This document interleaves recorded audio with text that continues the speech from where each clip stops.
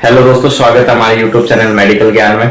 तो दोस्तों आज हम डिस्कस करेंगे जो हमारे एब्डोमेन के 9 रीजन हैं, वो रीजन कौन कौन से हैं और कहाँ कहाँ पे प्रेजेंट होते हैं, उनको हम समझने की कोशिश करेंगे।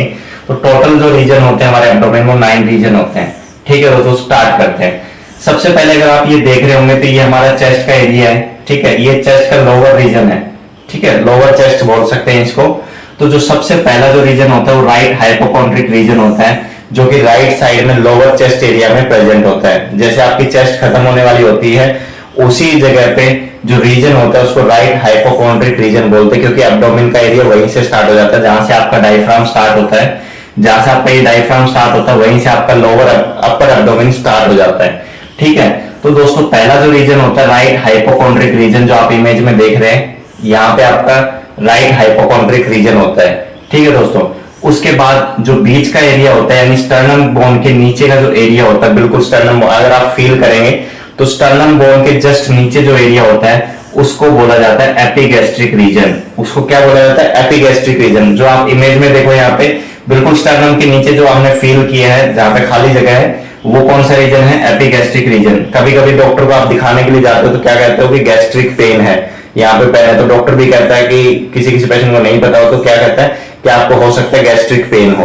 तो वो जो एपिगैस्ट्रिक रीजन जो होता है वो यहाँ पे होता है आपके बीच में, दोनों लंग्स के बीच के लोअर एरिया में। ठीक है दोस्तों, फिर लेफ्ट साइड में जो लेफ्ट लोअर जोन है चेस्ट का, उस एरिया को बोलते हैं left hypochondriac region. Left hypochondriac region कहां पे होता है आप इमेज में देख लो। लेफ्ट हाइपोकॉन्ड्रिक रीजन यहाँ पे प्रेजेंट होता है लोअर चेस्ट एरिया में। ठीक है, उसके बाद आते हैं बीच के एरिया में, जो हमारे अम्लाइकस रीजन होता है, यानी जहां पे नाभि होती है।